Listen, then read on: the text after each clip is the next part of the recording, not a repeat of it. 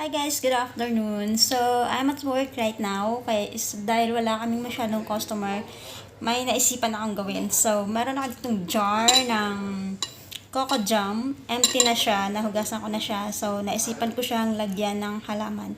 Kasi ayoko siyang itapon, sayang. So, maghahanap tayo ng pwede nating i-design sa Google. Check natin kung meron tayong pwedeng gayahin.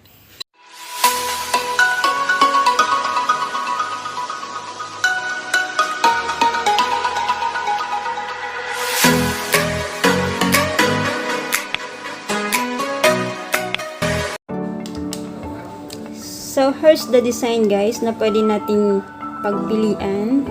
Tingin-tingin lang tayo kung saan yung mas madaling gayahin na meron tayo dito sa office. So, I like this one. Ito na lang siguro. Pero ang gagamitin natin, instead na magpipaint tayo, papel na lang.